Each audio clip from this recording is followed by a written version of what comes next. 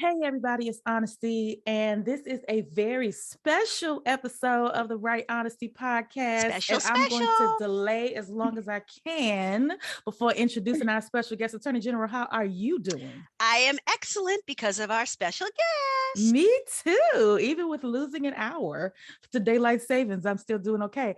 Our special guest for today, ladies and gentlemen, is the one and only, as Mistress AG of has Messy. affectionately, yes, dubbed her Mistress of Messy. Lady Nesha, how are you? I am good. How are you guys? And thank you for having me.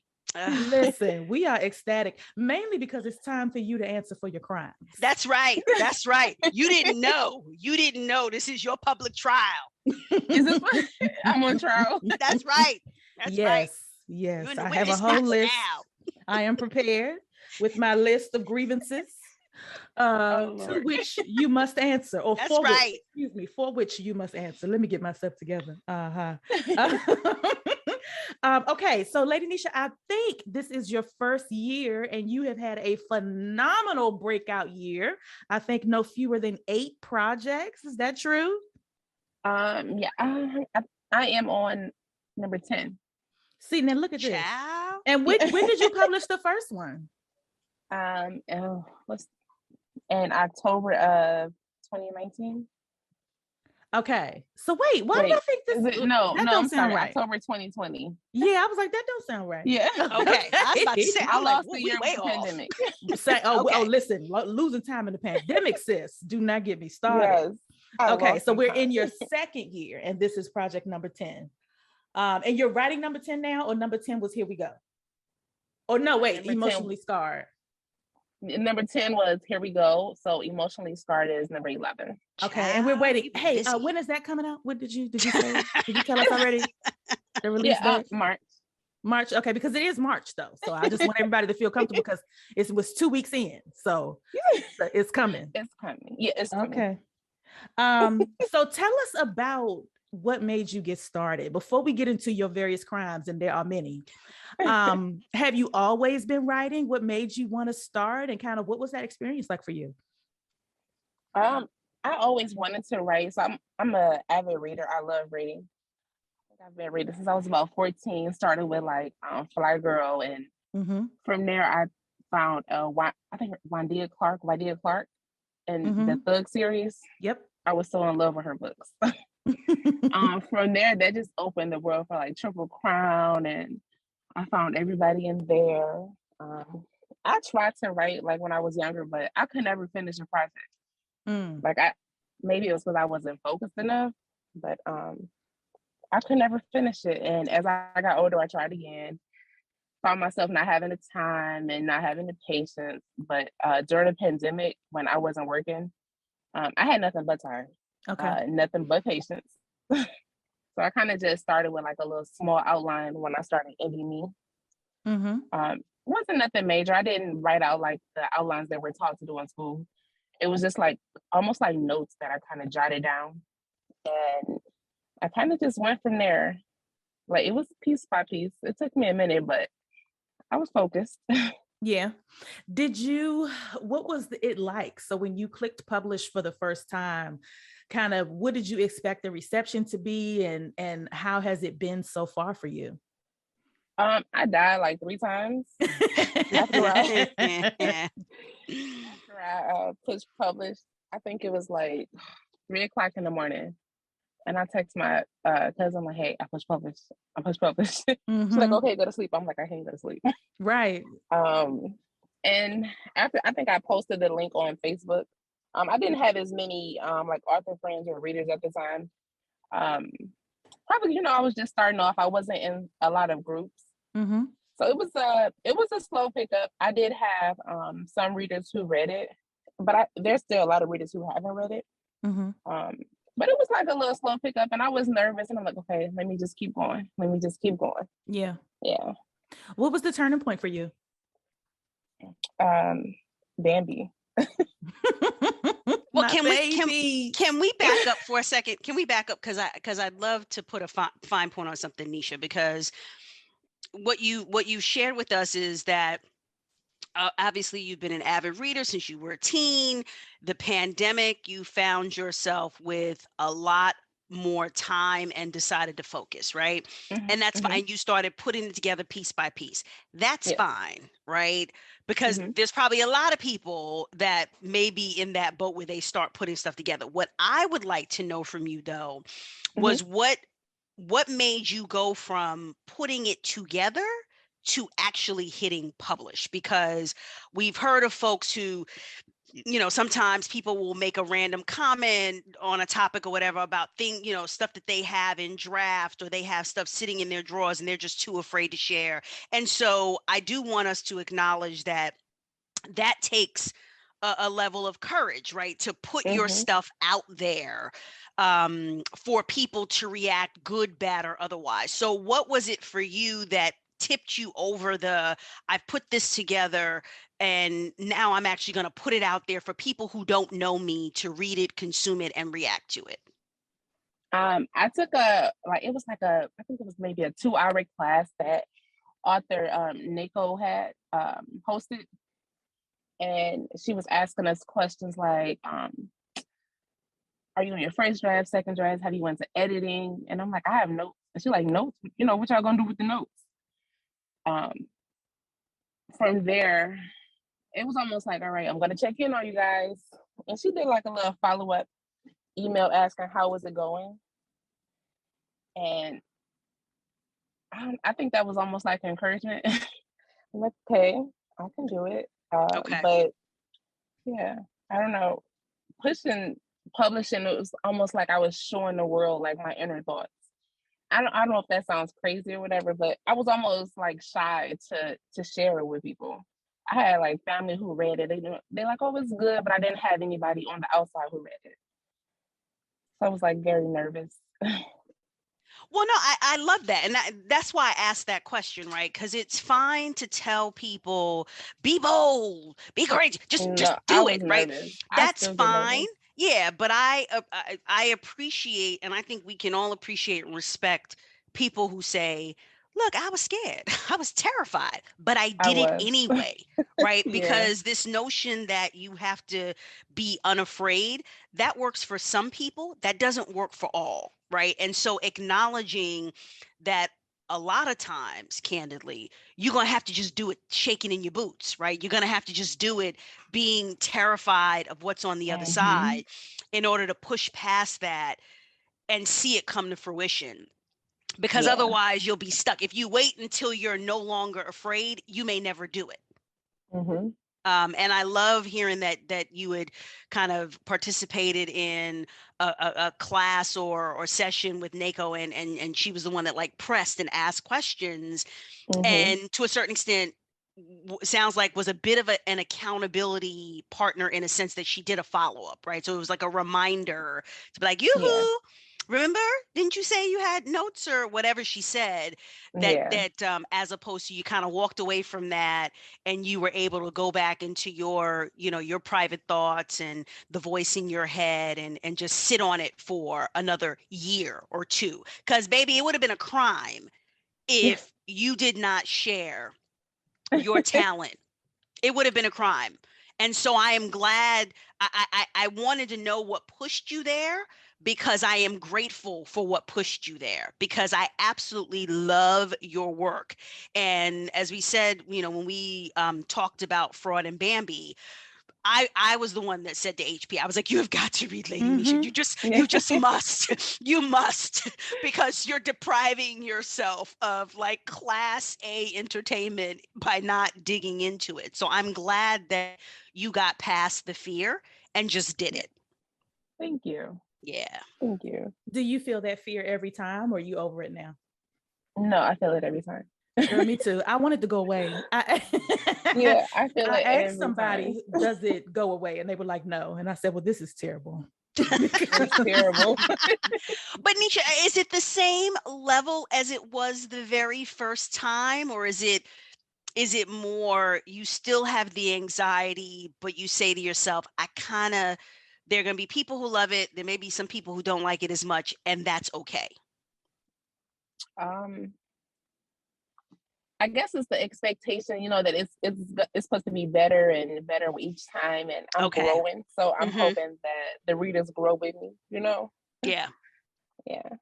Well, speaking of which, honey, you have been growing darker. Can we just yes? I mean, it has been getting darker, and so we're growing, all right. We're growing.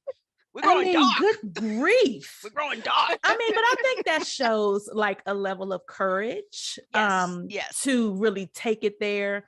But because you know, y'all let me know when it's time to levy the charges. But my baby Mills, I wasn't ready. So cold. So before we get to it, because I'm devastated, I want to talk about fraud. I want to talk about how in the world did you do that? You know what? I listened to your podcast when you tagged me in my group. So I was actually going to send you a picture of the outline, and you're probably going to laugh, but it's just literally just a whole bunch of half sentences that I just wrote. It's mess. It is. It's a mess. It's not even like, it's not structured at all. Everything is out of place. But I literally just wrote a little bit, then I sat there and dazed off. And as I'm dazing off, it's almost like it's a movie playing. And then I write some more, and then I daze off again. And it just kind of connected. I don't know. That's amazing to me that it was not it was intentional, but it wasn't sort of a step-by-step plan, because it was not. How you kept all of those people together is beyond me. I have no idea how you did it to make it not feel cheesy or like it didn't feel contrived. It didn't, you know, I absolutely could accept that Alexis would have a cousin who, you know, Nora was a couple years ahead of them. You know what I mean? Like it just really made sense, and it didn't feel like what is this foolishness? You know what I mean? So I have no idea how you did it. Now I'm going to ask you, because this is true of some authors, but not all. Who from your life, whether it's friends, family, yourself, co-workers, who shows up in the books for you? It's like bits and pieces of different people, or then who is like Check? Check is like Check is several people rolled into one. Okay. Check will be a few of the men of my family rolled into one, especially like his cattiness. It would be a lot of the men that I know. Is that including the uncle that have the what do you have oh my God, the banner on party. The wall? And the divorce. Yeah, the divorce party. Yes, it would be him too. I love it. So going back to fraud before I move off of it, I have questions not just about how you put it together, but it is what I can say about your work is it is unusually, and because for me, and just in terms of what I typically read, gritty. So when Alexis has the cream cheese down in her undercarriage. What? Really? Like I read your work and I'm like, where did she come up with this? So I know, you know, we kind of keep circling around the same question, but for you, it's genuinely just a vivid imagination? These are not things that you've like read online or seen other people talk about? Some stuff, it could be like from conversations that I had in the past. Okay, now don't tell anybody business, child. Yeah, it could just be me just sitting there just thinking. I don't know. Yeah. Because Nesha, you done come up with some stuff, honey. Yes. There's a couple of examples that are just like, I told my husband about the Tristan condom. Yes, child. Still on. I don't know where that came from. That kind of just poured out as I was like, he like literally gave me a look like, what? And I was like, I said, we talking to her on Monday. Yeah, because it's crazy. Or even in Stay Scheming, one of the twins that's with the really nasty brother. Yes.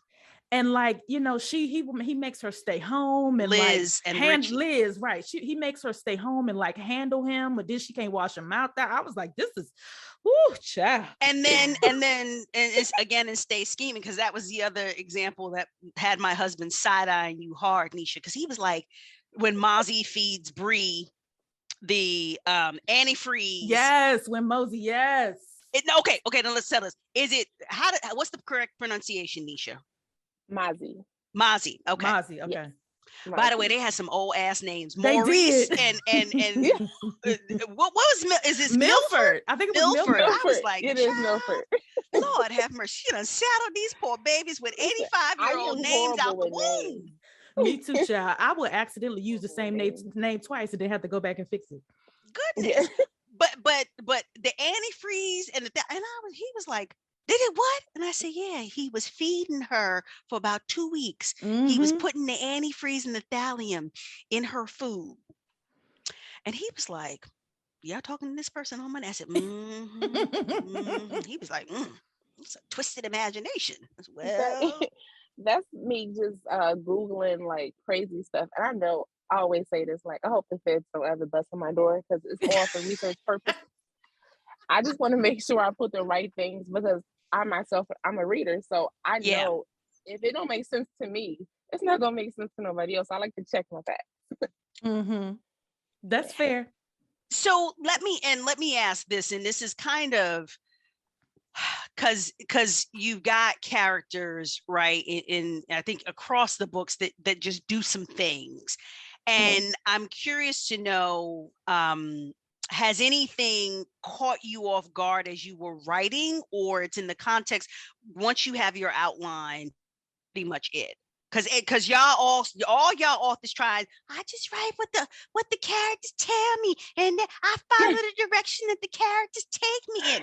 That's fine. I'm curious to know, though, has there been any detours from where you started and the characters like, no, I've decided we're going this way, and here you go following them with some craziness on the page? Has that happened? Yeah, every story. Okay. Every story, like the scene with Tristan with the condom, I don't know where that came from, but when I started writing it, I giggled and I'm like, okay, let me just keep going with it. And you know, she tased him and then he hit his head and she like, hey, go get him because he's dying. Like, I don't know where that came from. It came from your mind, child. Stop trying to deny accountability. It came from your imagination. I don't know where it came from. You know where it came from. But one thing I can say is each of your characters is true to themselves. So it definitely feels, once you're reading that, once you know the character that you're writing, they are consistent across the books. Or even, consistent in the story. So an example of that is King. So we've talked a lot about the alpha male phenomenon in romance, and whether or not, for just various things, whether it's healthy, whether it's a good trope to kind of continue to use. But King is definitely an example of an alpha male, but he just stay king. He don't never be nobody but king.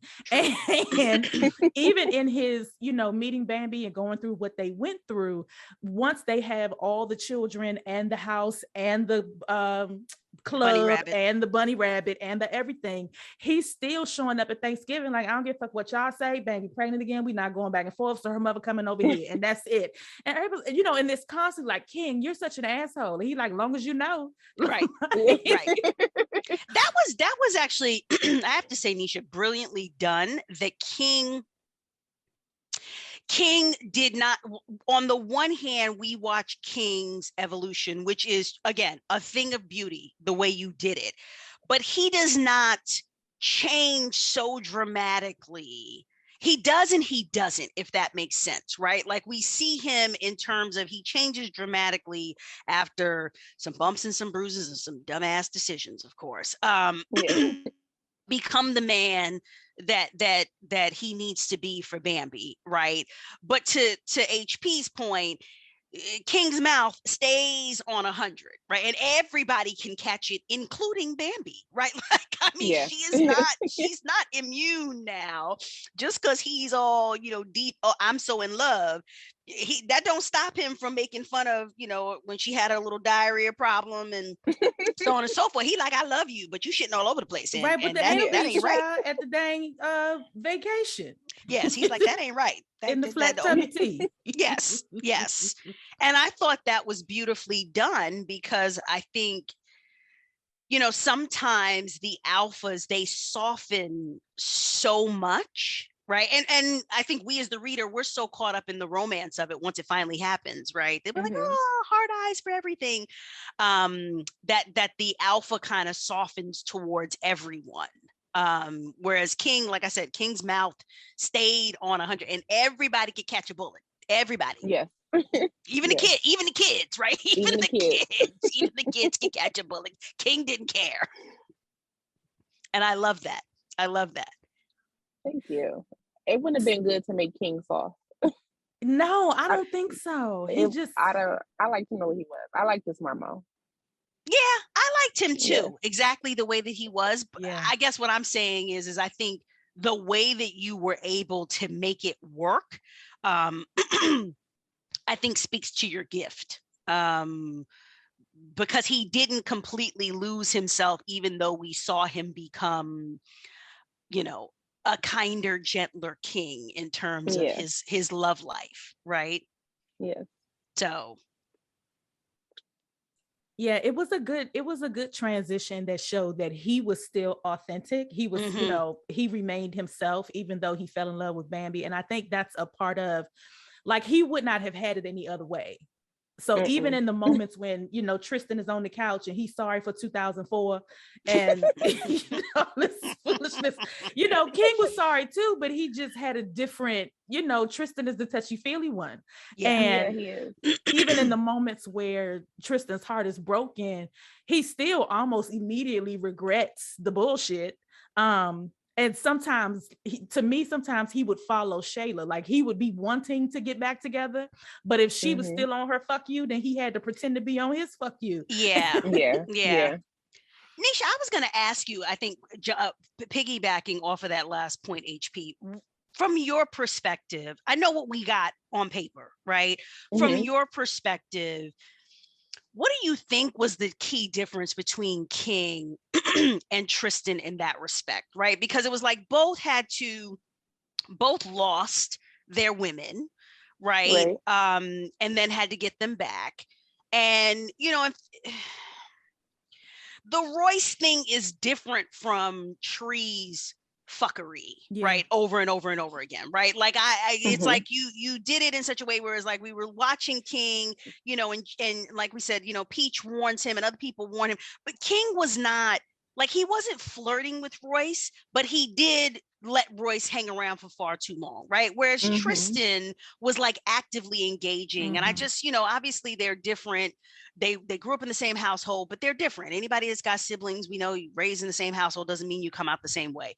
But from your perspective, like, what do you think was the key difference between King and Tristan that, like, it was like when King got the lesson, he got it. Right? He was like, I get it. Whereas Tristan would be like, I get it, but not really. Right? Yeah, Tristan wasn't ready to grow up.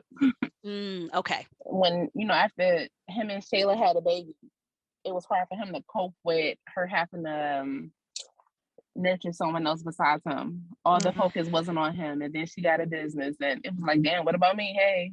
Okay. Sex wasn't the same. And he just needed some attention from somebody else. Do you think that King might have handled it the same way? Like if he and Bambi had if they had the first baby, would do you think he might have handled it the same way, or? King, yeah, well, I don't know. That's hard to say. Maybe. Because he wasn't ready at the time either. Right. And he said he wasn't ready. Yeah. So he could have possibly handled it the same way.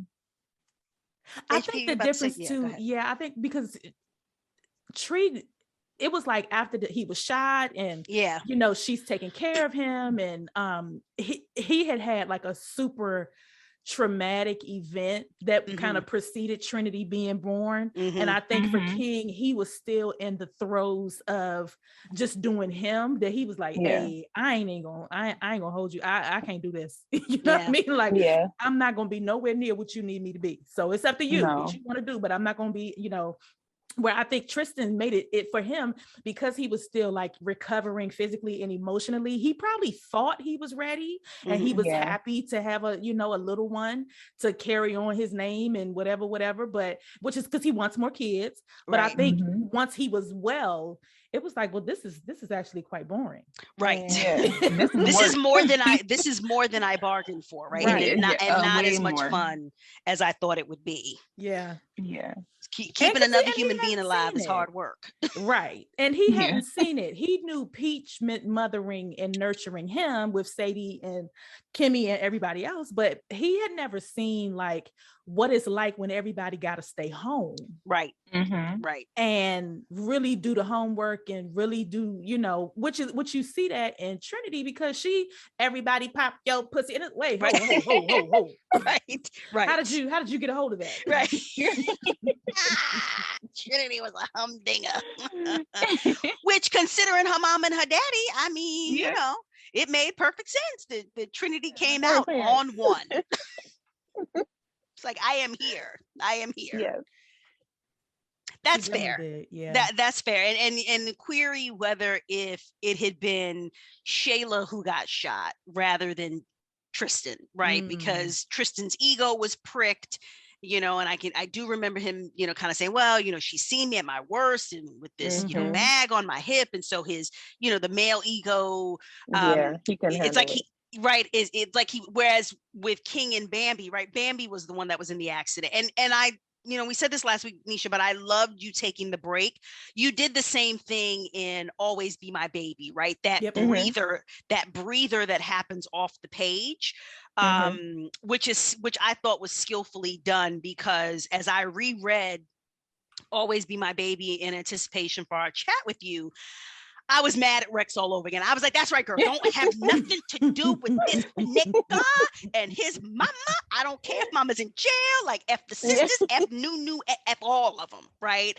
And so was glad that Yana was like, I can't. Like, I can't do this. I need to just co-parent with you. I can't do this whole we automatically get back together in the name of happy ending. And it was hard to trust him at that point. Oh yeah, too much had happened. And you know, Rex was one of those, I went back and forth, and I know we kind of bouncing around, but I went back and forth in terms of how I felt about Rex and Mozzie.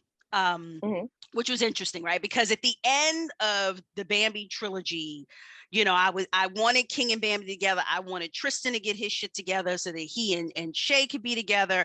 And then here we go again. I was so mad at that poster that prodded you about giving them more, Shayla and Tristan, because you warned us. You were like, well, if I give y'all more, I'm gonna have to break some shit. And I was like, no. So wait, this is where I'm confused. Hold on, because I thought, so at the end of Bambi, are they on thin ice?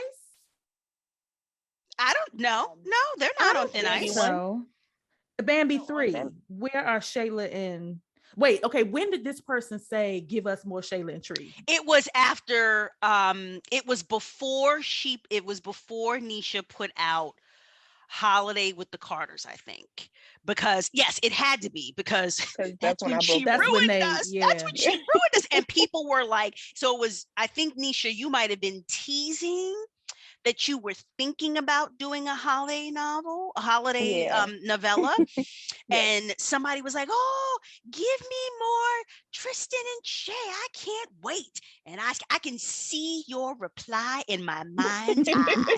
It was like a car crash that you see about to happen, and you're like, "No," and you said, "Well, you know, if y'all ask for more, you know, if I give you more, I'm gonna have to break some shit." Yes. And there were several of us that were like, no, please leave them alone. Don't do it. Don't do it. So that's interesting because from a reader perspective, I didn't know that happened, and so I always thought we were gonna get more Shay and Tristan, only because they didn't get their happily ever. They weren't on thin ice, but they just didn't seem to get like a completed happily ever after. So I thought we were going to get more of them. Listen, no, that wasn't in the surprising. Okay, yeah. Now I got to go back and read it like this was going to be it, because by the time I read Bambi, Holiday with the Carters was already out, which made me stalk you and harass you for weeks. For Here We Go Again. I was like, what is the plan? What are you doing? Are you writing right now? Is everything okay? Do you need my help? What's happening? Are you almost done? What's going on? Because I was like, I need more.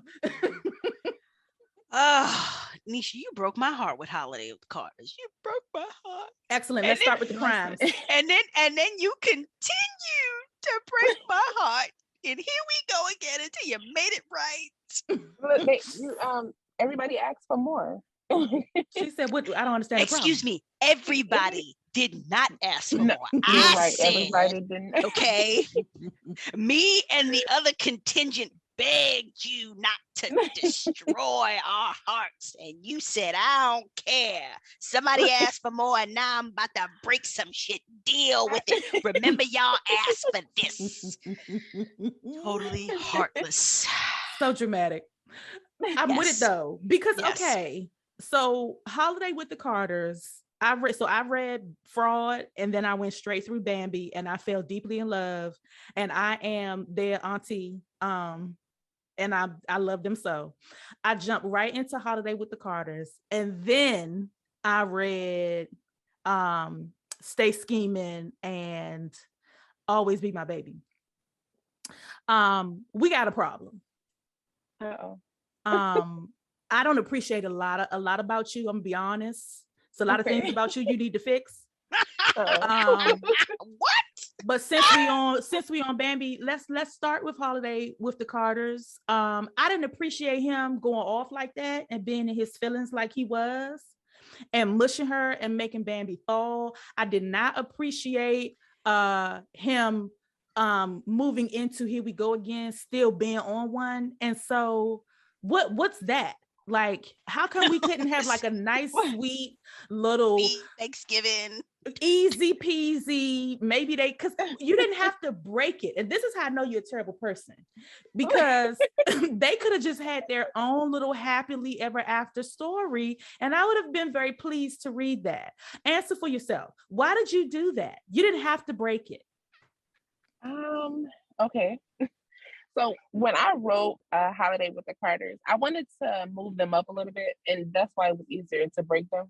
Because, you know, after a few years, they got the baby, and she a big girl now, and Shayla got this business, and Tristan he just felt like he was just there. Yeah. And he needed something more. And when he found out about her having an abortion, and he felt like she was bragging on it, and then he was drinking, and all of that kind of made him snap. He started hanging back with snap. Dawn. He did. I know. Child, he snapped all the way. He did snap. And it took a minute for him to get his mind right. Even when he wanted to go back home, like you ladies said, Shayla would do something. He's like, "Oh man, forget her. I'm keep doing me." His ego was bruised. And there was a lot of back and forth. I'm sorry, go ahead. No, I was going to say, HP, to your point, they definitely continue to provoke the other. Yeah. Sometimes intentionally and sometimes unintentionally, right? But it was that, gasoline on the fire, that the reaction that they would provoke from one another, which also was different from the dynamic between King and Bambi, right? So it was a nice contrast, because Bambi's reaction would be to just withdraw, right? Shayla's reaction would be, I'm going to cut you off, but then I'm also going to make sure that you can see that I've completely cut you off, right? I'm going to, and once Trinity's in the picture, right, they have to somehow interact, but you could see Shayla taking particular pleasure in, rubbing his face in it, so to speak. Whereas Bambi's tendency was just to like run and there's pros and cons to both, right? Because by not engaging, arguably you're not addressing the root cause of the problem, but you're also not further antagonizing each other. Whereas with Tree and Shayla never backed down, right? Shayla was like, come with it each and every time, come with it. Shayla was ready for battle every time. Every time. She did not back down. No, she told him, I think she told him in Bambi 1, whatever you can do, I can do better. Yep. She sure ain't lie. She did not lie.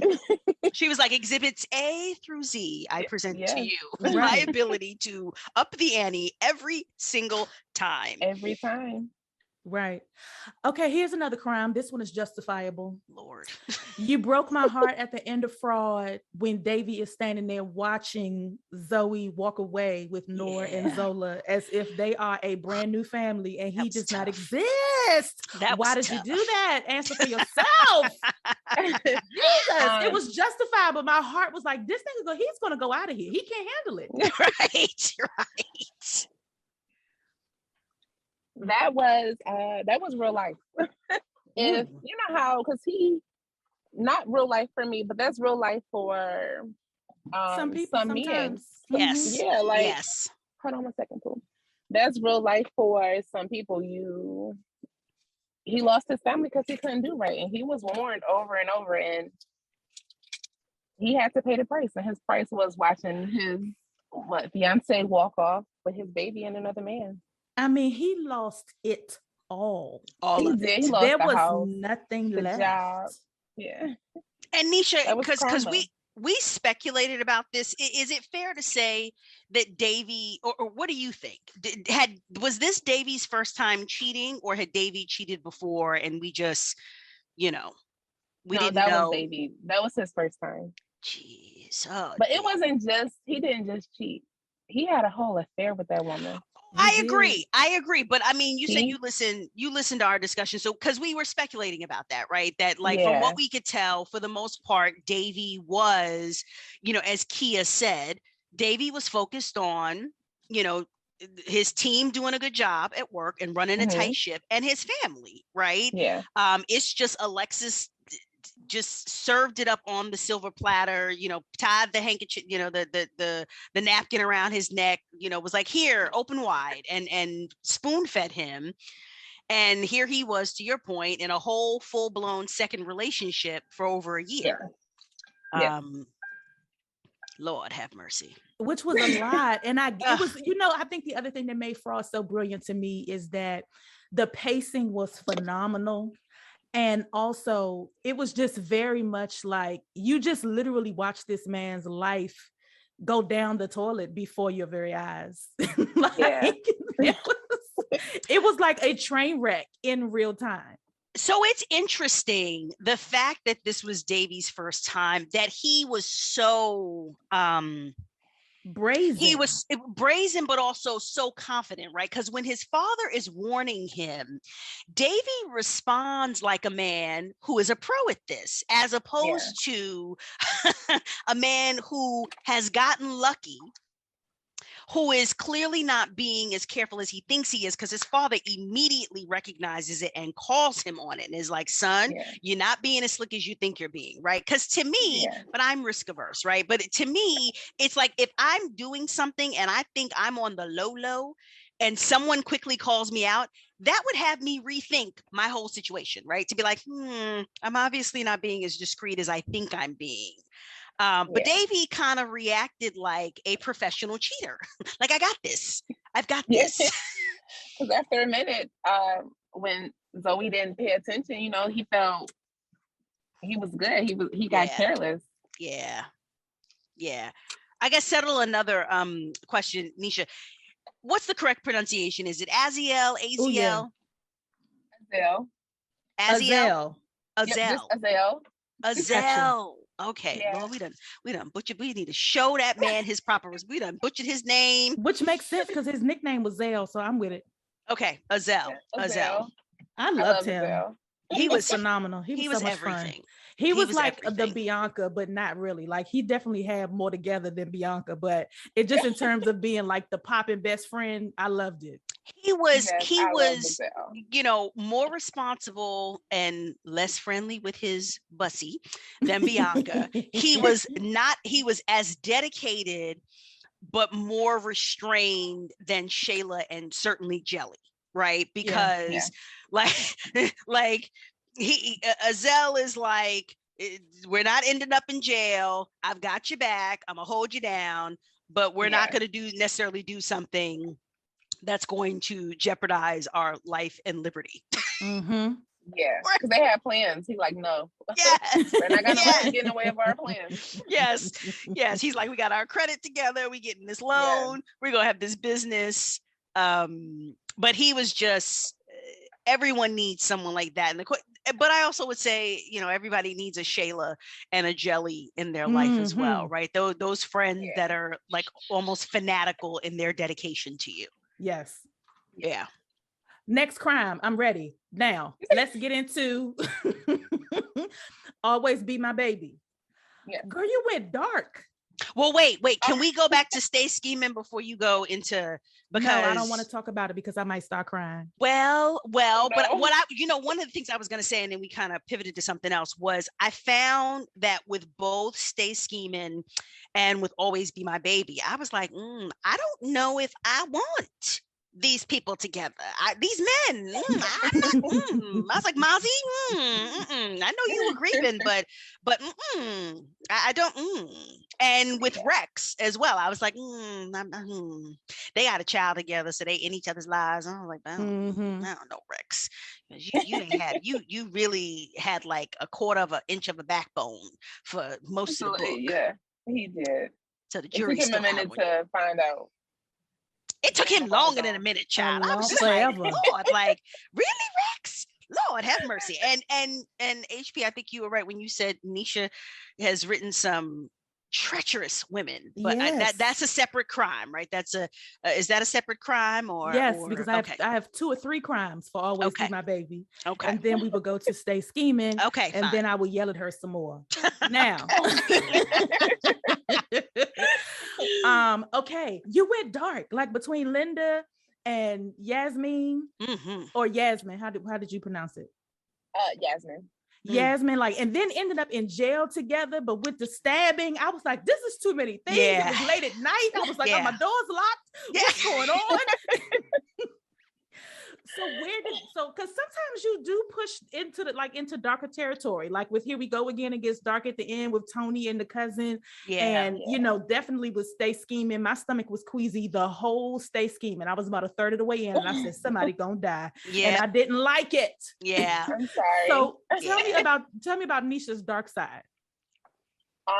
That's I don't want to be predictable. I don't want you to think that you know what's about to happen. That's fair. Or I don't want the readers to guess my ending. I have a thing, right? When I go to the movies, I'm like, I know what's gonna happen. I can tell you what's gonna happen. I have to mix it up a little bit. It can't always be a lot of comedy. So sometimes I just slide in there with a little dark. And I don't even call it dark, that's funny, but I just call it action. I just get to a certain point, I'm like, all right, I gotta make stuff pop off. That's because you're evil, child. You're evil. Yes. I don't call it dark. I call it Tuesday. Like, excuse me. You know what though, fair. HP, note to you, when you compared her to Joan, as she was, Nesha, as you were just talking, I don't know if you've read anything from Joan Vassar, but Joan said something very similar about not wanting the reader to pick up her work.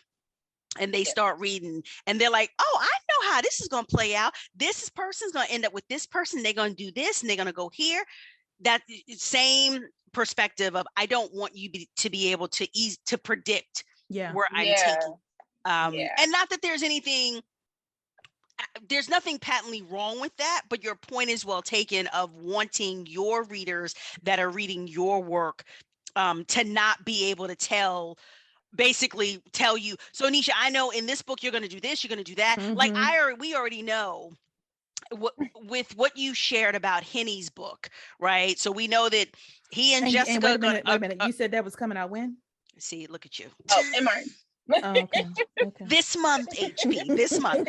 We know there's going to be drama. We know it, revolves around Henny and his free penis. It does. I feel like Henny is the male Bianca. Oh, Rotten Crotch himself. But also there's going to be probably some twist in there, right? There's going to be something that makes me and HP shriek when we read it and be like, this girl, what? Oh my goodness. Because that has also been a hallmark, I think, of your books, right? Where we don't know what the journey is going to look like entirely. And I appreciate that, because that, sometimes you want predictable and sometimes you want some spice. And you give us both. Yeah. Good. Yeah. You give us both, because we know we're supposed to get a happy ending, right? We know. Yeah, we get there. And we get there, but it's like, it just takes a lot of twist and turning to get there. We like, wait a minute. She said we were going to the west side. Why are we in Africa? How did we get to Africa? We're supposed to be going to like Rochester Hills. And Why are we in Africa? Right, we'd be turned all the way around. We're on the other side of the planet. Right. Okay. So my other grievance in You'll Always Be My Baby is, the crime was, of course, Yasmin attacking her daughter and Linda being a psychopath. But I think the other piece for me was just how long it took Rex to get it. I was so over him by the middle of the book. I was like, it don't take a whole day to recognize sunshine. Where are you at? Like, what do you think really kept him from realizing what was going on? It's the one to believe that their mom is capable of all these things. Like, who want to believe that she's gonna go as far as to almost kill her dad to keep you away from a woman. Like, that's kind of bizarre. She was vicious. It was very bizarre. And I did not see the turn coming, but I loved it just the same. But I was like, this lady need to be in the hospital permanently. You know what was also interesting about Linda, and I was thinking about this over the weekend, Nesha, was that conventional wisdom would say, well, there's probably something mental going on there. Yes. Okay, fine. But also, she might have come from a broken home. Maybe she didn't have her father in her life, so that's why she behaved that way. And you can't use that for Linda, because we meet Mr. Bruce, right? We know that Mr. Bruce was present at some point in her life. They have a relationship. And so you're just kind of left with, no, some people are just both a combination of crazy and evil. And that is Linda, right? Because as far as Linda went to make her point, Linda was prepared to take out the first man in her life, She was. Talking about why I just thought he was going to have a slight reaction. I know. It's like, girl, what? Your father's a cancer patient. Like, you don't play around with the health of cancer patients. Like, what are you doing? And so it was interesting that wasn't even the case. And I thought that that gave Linda a level of depth, Nesha, that you didn't have to give her, right? Because you could have gone with the cliche, well, she didn't know her father, and she's never known a reliable man. And so, because that is that tends to be the stereotype around women who overdo it with the mama's boy thing, right? That their son is the only reliable man in their life ever, right? That their father wasn't around. They didn't, the boyfriends, lovers, husbands, whatever it is, those men weren't reliable. And so they raise the man that they wish they had in their lives, either as a child, as a young girl, or as a woman. And that was not the case with Linda, right? So Linda was just pathological. Linda was just crazy. Linda was touched, as the crows would say. Linda was absolutely touched, and you couldn't point to one. Well, maybe this, maybe that. It's like, no, this bitch is just off her damn rocker. And I think also her lying about Rex's father, because again, that was a situation that you could have left that at. His father really wasn't shit, right? which maybe to some readers it'd have been like, well, not that Linda is justified in how she behaved, but on this point, I understand why she handled things the way that she did. And you took that away too, because we find out, right, blackmail Rex's father, and so Linda really did not have any of the stereotypes to hide behind that would not have justified her behavior, but that people have pointed to, be like, well, she done had a hard life, and life ain't been no crystal stand. It was like, no, this bitch just crazy. She's just crazy. This is what she is. Yeah. Yeah. What you see is what you get. Yeah. Next Vicky, crime. Oh, okay, I'm sorry. Go ahead. Go ahead. Go on crime. List the crimes. I cannot. I can't prepare. Now, next crime. Okay. I want to go to, before I get to the one that broke my heart forever and for which I will never forgive you. Okay. Why did Bambi leave him and take his wallet? Yes, child. I mean, really. She really left that man. She did. Because if you're gonna go all out, her feelings was hurt, and she thought she saw something that she really didn't see.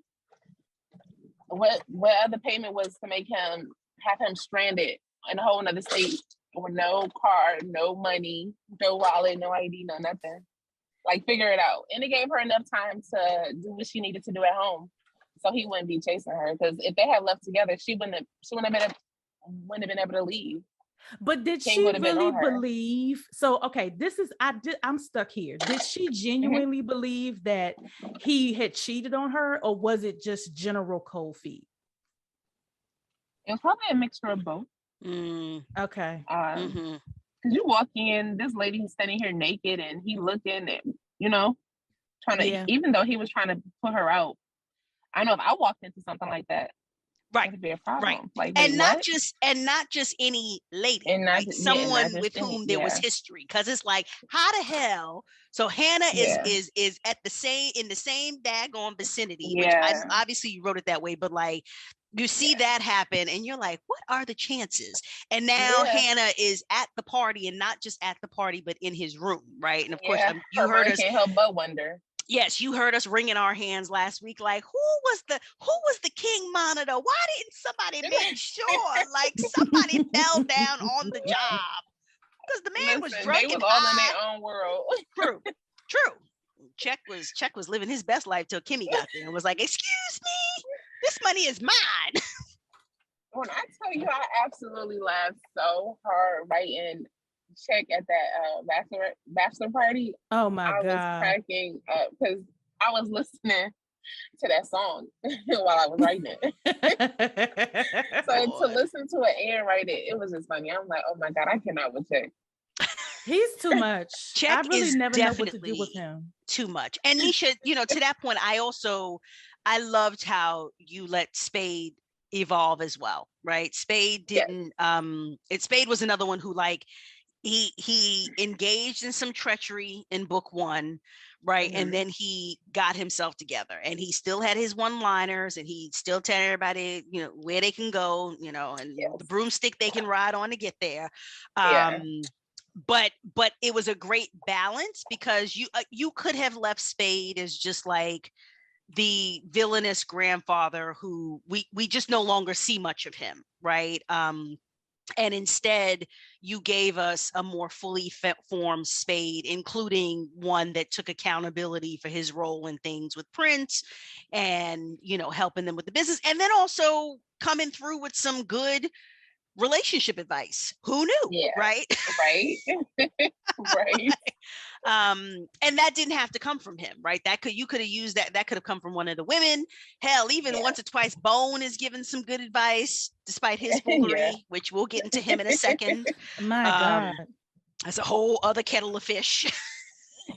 Because between him and his sister or cousin, it was like, I can't handle. Brooke, yes. Although Bone, to me, so number one, I love the character. I love the relationship between the three of them, and the fact that Bone being transgender is just not a thing, right? You made it where it's just for Tristan and King, Bone is their boy. Yeah. They ain't going back and forth in the trying to make sense. Like they're past it all, which is not typical in this type of fiction, right? Mm-hmm. And obviously in our community, there's still a lot of grappling, people getting their minds around transgender. What does that mean? And are you a boy? Yeah. And there were other people grappling with that, but not his boys, right? Like King and Tristan, Bone is their boy. That's all there is to it. His strap-ons and all. Different colors and sizes. He got it exactly. But Bone was ready. But see that I feel like that's women, we stay ready so you don't have to get ready, right? And so I felt like that Bone carried that over because he was prepared for any and every woman coming through the door who might want to take a ride on his train. Like, it is what it is. I got a size that fits all. It ain't one size, but I got a size that fits all. Sizes. I'm ready for you. So next crime. Before we wrap it up, because I know people have dinner and all that kind of stuff and little ones. I want to get into the Brooke of it all before we move on to Milford and how I will never forgive you. I was surprised that Tristan fell for that. I mean, was he just really deep into thinking with his dick or what? Because it seemed like he should have been smarter than that. Really? Yeah, he should have been. Really? But he wasn't. Yeah, exactly. Wasn't. I mean, he was thinking with the wrong head. And it was too easy, right? It was too easy. Yeah. It was served up on a silver platter for him. Even with Bone telling him, I'm asking you to not go there. She was making her full court press and he was staying there. It was just, You know why? Because it very much seemed like he would be actively doing things just to spite Shayla when she was not even there. And so it was just kind of lame to me. Like, why are you having this particular problem? Like, this is dumb, especially considering all that y'all have been through. It just was like, this is the worst thing you could possibly be doing. Like, you're not going to get what you want out of this. And Brooke just seemed so basic that it was like, he really is just bored. Yeah, she was in-house cooking. Brooke was basic. Yeah. And Brooke was basic, but then she dropped out of stopped going to school. As soon as she found out she was pregnant, well, she already knew she was pregnant, but she stopped going to school. Like, oh, okay, you can take care of me now. Yeah, and it was just like, and he never gave her any indication that was on the horizon. But she had just made up her mind that that's what was coming, and it was like, you slow. I don't think you really understand how this goes. She did not. And it was when Bone says to him, I asked you not to, right? And I was kind of, standing behind Bone like, yes, he like of all the women, right? With all of the women, right? Y'all had access to the one woman that he's like, please don't go there. Don't go there. And I got from Bone's perspective, he didn't want to tell her business, which it wasn't his business to share. But he also expected his boy to exercise some adult self-control, right? It's not like they were 16, just started having sex, and according to men, they're just trying to get into any hole they can get into because just this new experience. It's like at that point, and with all the women that Bone constantly had around, it's like, bruh, oh my gosh, like, you don't have to travel far, right? But it was like literally someone down the hall who was constantly coming in the bedroom and walking around half naked or whatever the case may be. Just, Tristan was just dumb. He was dumb. And I think that was part of, and that was part of my frustration with him, because I was like, I'm ready for y'all to be together and I'm ready for you to get your mind right. What is the holdup? Dealing with this dumb girl when we could be done with this and moving on to other things. Yes. Tristan, like King had dumb moment, right? But like, and I didn't think that Tristan was dumb, but Tristan just kept it was like over and over and over. And it was just like, Lord have mercy, brother. Can you please just stop being a ding-a-ling? Like, please. Tristan pissed everybody off. Yeah, it was like, you wasting all this time. I wanted we could have moved on. Him. Now, speaking of, okay, can we, because now I want to go back to Mozzie. Because speaking of, right, Mozzie annoyed me because the way he played things out, and I say this understanding that I think Bree would have done what she did. No, even if he had gone to her immediately, like, this is not working anymore, I don't want to do this, we're good. I believe that Bree still would have, gone the route that she traveled. But I didn't, as I reread Stay Scheming, I'm side-eyeing Mozzie hard because I'm like, okay, you have this girl who loves nothing more. If she loves you, number one, number two, she loves fighting to prove how much she loves you. Yeah. Right. And so this, that she thrives on attacking and fighting women who she thinks is messing with you. And here you are pressing up on Paige, right? Who's just trying to, yes, she's attracted to him, but she's like, I don't want to get involved in that. And I felt like it took him a long time, longer than I would have liked, to just cut Bree loose. Yeah. There was a little bit too much kind of playing the game.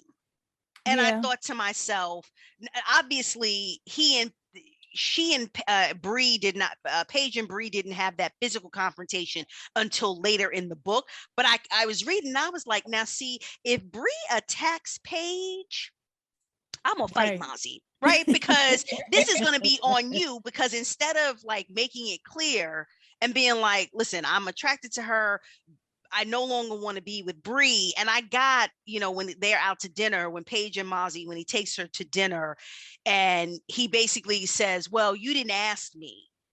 You didn't tell me you wanted. Yeah, he said something along the lines of, you didn't say you wanted me to stop seeing her. And I was like, nigga, don't make me cut you. Like, this is going to be my question. Did he ever love Bree? He did not. He had a soft spot for Bree, but it wasn't love. Love?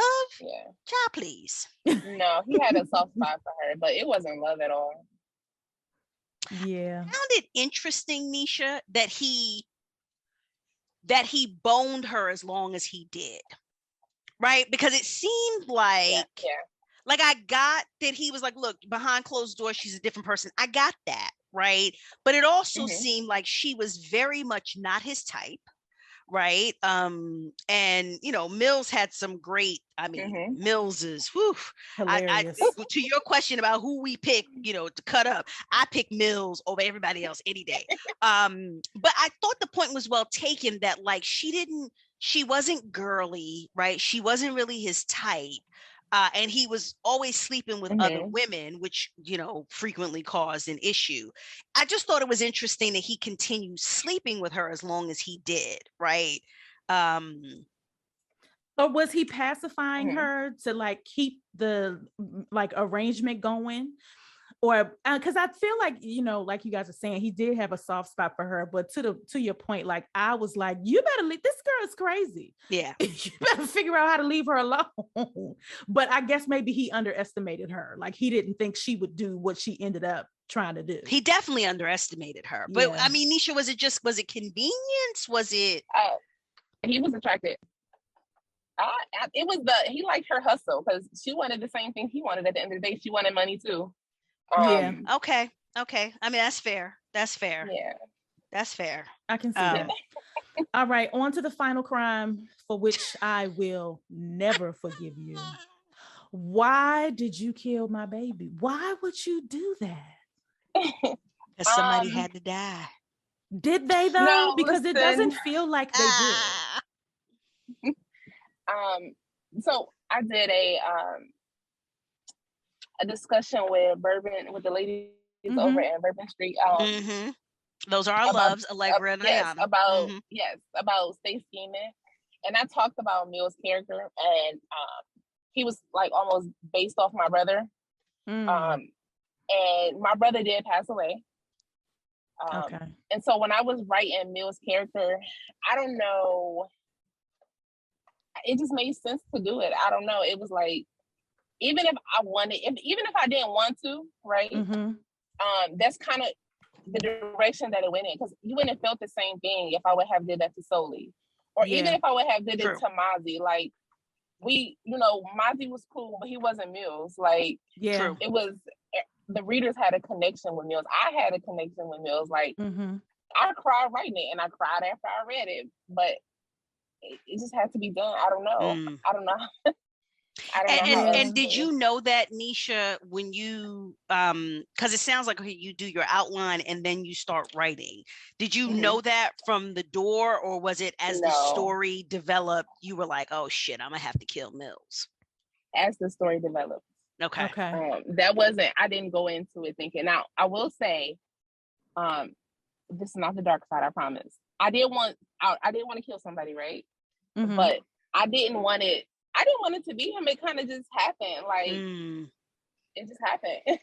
He was there, and the scene, it just made sense. Like, he could have lived, but well, I think it made the rest of the book, it made us understand why Mozzie was on such a rampage and a very calculated warpath, right? Yes. Because he didn't just show up where they was at and spray. He wanted them to suffer the way that he suffered. Yeah. And so I completely get that. And I think that the struggle for me was just that you did such an excellent job of making me fall in love with him that, like I said, it was not that far into the book that I was like, oh shit.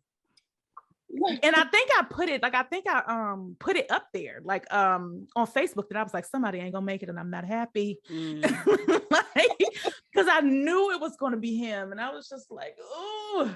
But I mean, I get it. So I was actually ready to come on here and fuss you out for killing a character when in my research, when I realized I killed my first character with this latest release. I didn't realize I had done it. So I was gonna come on here and cuss you out, but I can't, because I understand that it's important to the story and it pushes it forward, and it's one of those things that just has to happen. Nesha, she was standing in the middle of her glass house with the brick in her hand, and she was preparing. She had her arm cocked back, ready to throw. I was ready. I was going to light you up. And then sent me an instant message and said, why didn't you tell me that I killed my first character? And I was like, what? I didn't realize I had done it, because I was going to be like, I've never killed a character, and how dare you do it? Yeah, she was ready to, wrapped in righteous indignation towards you, and thankfully caught herself, because I said, well, that would have been awkward to get like, called out on your own show. This is a lie. Yeah,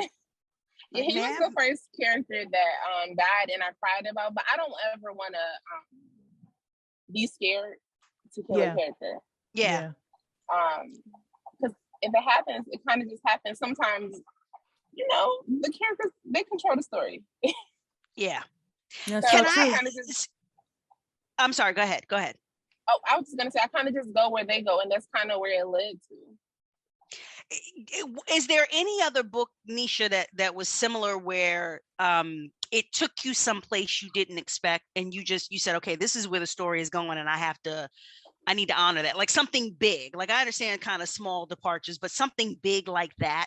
Has that happened with any of the other stories? And Envy Me.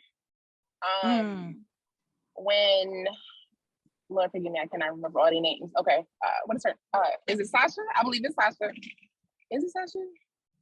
Yeah, I can't remember. I believe it was Sasha. She was standing on the porch when the police came to her mom's house and they was asking her to come outside. And she ended up pulling her phone out her pocket, and the police shot her because they was telling her, like, put her hands up. But I didn't know I was gonna write that her sister was standing right behind her. So not only did her mama lose one daughter, but she lost both in the same accident. Yes. So that was kind of a shock. I was like, whoa, okay, my bad. Okay. Shocked yourself and was like, oh. Yeah. All right. Okay. See, that's interesting. Go ahead. No, it was okay, because my cousin asked, she was like, did she really die? I'm like, yeah, she died, yes. Ooh. Vicious. treacherous. Anything else? Anything else that because girl, you done had some. There's just been some twists and some turns, right? Like those are dramatic, where someone is actually dead. You done had some other twists and turns. So it sounds like. Okay. Yasmin stabbing her daughter. That was a twist. Child, was it? Okay. Was it? So you didn't plan on that? I did not plan on that. Okay. So that kind of interesting. In your mind, when you were playing that out, how did that go? Because I could have seen her, Gigi, accidentally getting caught in between them, and Gigi being the one that's injured or into the hospital, or I was even prepared for maybe Gigi, God forbid, to die, right? And it's kind of like, it's your fault, Yasmin, and that kind of. So, but where were you going with that before it took a turn? Do you remember? I don't, honestly. I just knew that Yasmin was jealous of her daughter. Mm-hmm. I mean, she was sleeping with her ex-boyfriend. Yeah. She wanted to be more of a friend than a mother. Yeah. And then she was getting rejected at every turn, and her jealousy, and then she lost the baby, and that turned to depression. And she blamed Donna for everything. Mm-hmm. I will say this. One thing about your books, the karma train ain't never late. It ain't never late. It pulls into the station every time, right on time. I mean, with Alexis and the baby daddy reveal and how that came about, and to Yasmin with the her daughter being stillborn, like it was a lot. Bree and what he did to Richie, like the karma train in your books is always incredibly satisfying. Like you really do give the reader the justice we are looking for, even with our sometimes quick. Yes, even with our broken hearts, because to the point about, Mozzie did not want some quick, and he says it, right? He's like, it's not going to be quick. And I was like, this man, he is putting it in the mac and cheese. He mac, cheese, and antifreeze, honey. Like, I mean, chemicals in the greens. I was like, wow, he just, and to be able to look her in the face, right? Day after day after day, to keep the poker face instead of just snapping and strangling the life out of her. Yeah. It brought him satisfaction to watch her suffer. Yeah, that was some hardcore, because I think there's a lot of people that would have gotten that satisfaction, but at a distance, right? It's another level to be the person that's meting out, right, the justice on the day-to-day basis, and you're watching that person waste away. Definitely. So, and he slept with her a couple more times, didn't he? Right, just to keep her thinking everything was cool. It going. Like, that's another level of playing the role. Because I don't know that I would have been able to hold it together. I might have just emptied the clip into her. But as I was reading it, once you find out, they're like, ma'am, you have blood poisoning. You got all kind of crazy levels of poison in your system. Right. And I was like, oh, Mozzie, I like that. I like that. This is the attorney talking. Yeah, I was like, my soul is satisfied with this punishment. Yes, I like this sentence. Just, another question on Stay Scheming. Where did you get first of all, I love the graphics. That you use, the little credit card for the chapter headings and whatnot. That was super cute. Yeah. And I noticed that your male protagonists, they tend to be, if they are in the streets, they're not a drug dealer, right? And the majority of them are not even in the streets like that. Like, they have the street credibility, but they're not necessarily doing anything illegal, right? So, okay, obviously Mozzie was doing something illegal, but Rex was not, right? King and Tree were not engaged in illegal activities. They were, they opened the bar, and they started, they were hosting the parties, and they opened the bar, and, Spade helps them get the business. And so I'm clearly that's intentional, right? And I'm just curious, was there a particular reason you wanted to stay away from going down the street farmer road, or not? It's just played out that way. Not necessarily, because to be known in the streets, you don't have to sell drugs. Correct. So it's easy to be known that way, but you don't. You're right. You're absolutely right. You don't have to do it that way. No, and I don't know. That's just kind of how the story went. Like, I will say that in the future, I probably will write about a drug dealer or someone heavy in the streets. But for those characters, no, because they were young. So yeah, no. Because I liked it. I liked the difference, right? I liked that you had them in Envy, right? They're doing the bank robbery thing. It's like, so it's crime, but it's not the typical corner boy worked his way up to something else. There's nothing wrong with that. There's incredibly entertaining stories that we've all read. It's fine. But I also just wanted to give credit to you to the fact that your male characters tends to not be what they're involved in. And if they are involved in crime, it's different. It's not the run of the mill. I know with Stay Scheming, I was watching,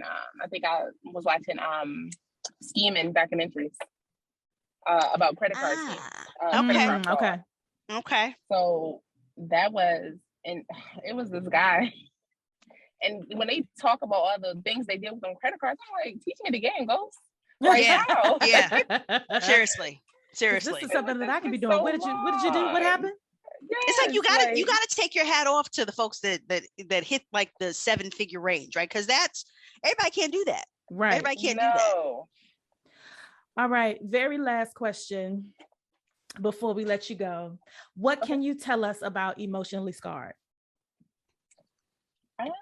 I was prepared for this question, and I just went blank. Emotionally Scarred. Okay, so what can I say without giving it away? Penny grew up. I'll say that. Child, I would hope so. He done burned the child at least twice. At least twice. At least twice.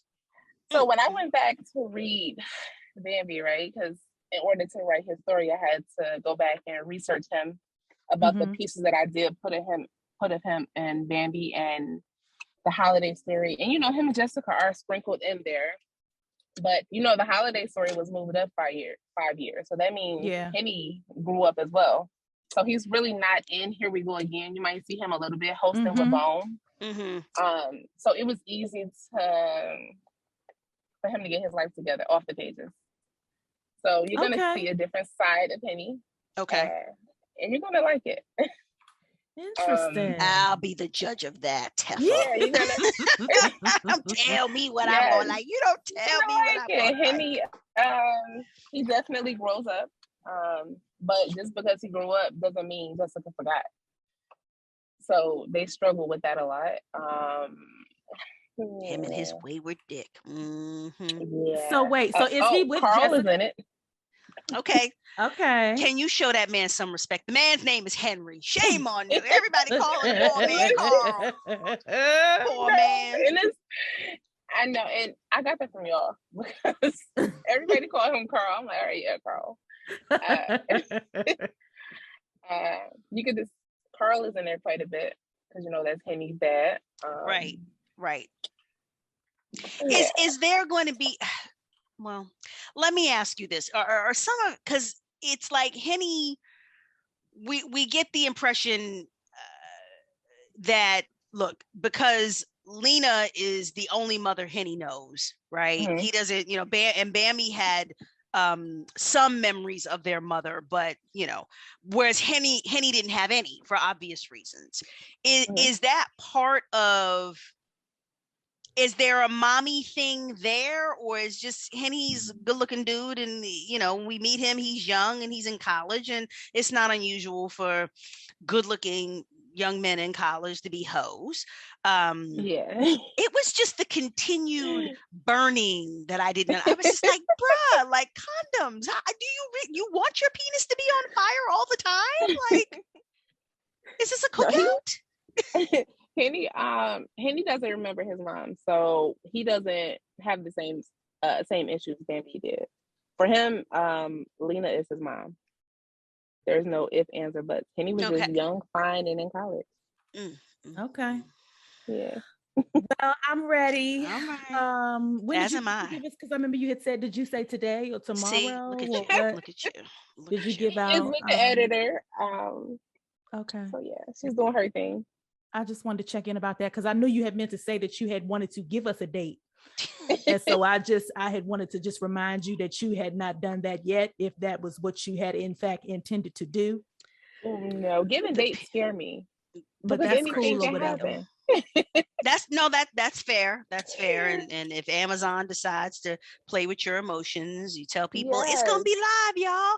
We've seen that happen a couple of times, right? Where folks are like, they're like, I swear it's in the queue. I have been a person waiting. Yes. Like, wait a minute, what is it? Yeah. Did you? Okay. I promise this will be the last question. Did you know that you were going to do Henny's story before?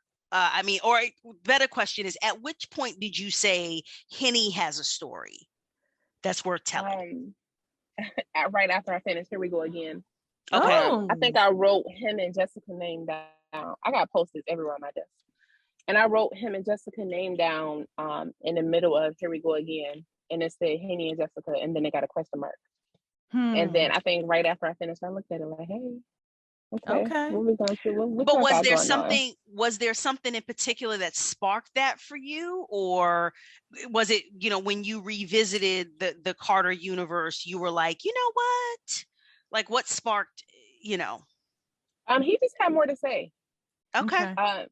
It was more to Henny. I'm like, okay, let's see what you got to say. And then his flaming penis.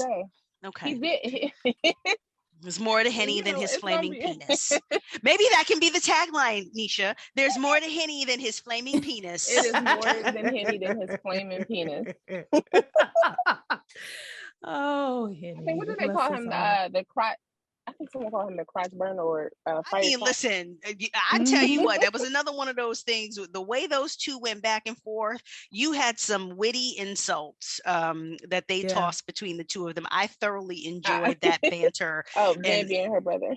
Yes, and how they continue to go for the jugular of each other on their sexually transmitted disease experiences. So right, yeah, because they both had them.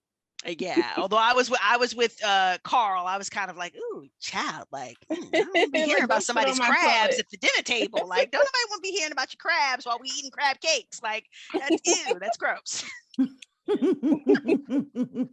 But I am similarly excited along with HP. We cannot wait for Emotionally Scarred and really just look forward to, whatever and all of it that you bring forth, this year, next year, and well into the future, because you absolutely have a gift. And I love your stuff. I love you as a writer. Thank you. And we just, we will continue to harass you on Facebook because that is what we do. And you silly enough, you let us into your book group. So we're there. We're not going anywhere. You're bad. You should have thought better of it, but we're here now. Exactly. Don't try and block us now. We'll sign up the new names and still join. Find the back door, the side door, the window, and under the door jamb. Exactly. But just, really do wish you continued success. You have something special. Absolutely. And we look forward to seeing more from you and harassing you more and maybe having you on the show again. And and just sky's the limit. Sky's the limit, child. Definitely. With your messiness. Sky is the limit. Sky is the limit. Yeah. And I thank you, ladies, so much for having me on. I am an introvert, so I am very nervous. No, you did great. Always. So I appreciate you. Child, all the foolery you done put on them pages, we had to call you to the carpet to account for your behavior. Continued crimes. And as you are guilty. If I had my gavel, I'd bang my gavel. Guilty. Right. And as I think of additional crimes, I will bring them up. Yes. All right, everybody. Thank y'all so much for listening. As promised, we will figure out how to get Ladii Nesha back maybe after a book or two. In the meantime, I'm going to plug two things. The Connecticut Kings, as of the time that I'm saying this, a couple of the books are on sale. So get those and read, and then come back and listen to the episodes that we did. I think we did an episode on every book of the Connecticut Kings by CCJ and Love Belvin. And then I wrote some stuff. It's out now. If you look up Honesty Price on Amazon, my stuff will come up. Take a read. You can DM me, but please do not follow in Adrian's footsteps and be a terrible person and harass me. That's what we don't want. But I do welcome DMs. How dare you? And last but not least, last PSA, for those who have read Nesha's books, make sure that you have reviewed all of them that you have read. Make sure that you review them. If you have not read them, I hope that this discussion, causes you, Nesha, we know one person who told us they planned on diving into your catalog because they listened to last week's show. And they were like, I gotta check out Ladii Nesha. But if you read her, make sure you review her. You will not be disappointed. And if you have crimes that you would like to add to the complaint, reach out to us. We will add your names to the complaint. Absolutely. Because she must be held accountable. Absolutely. Sounds good to me. Good night, ladies. Have a good one. Thank you.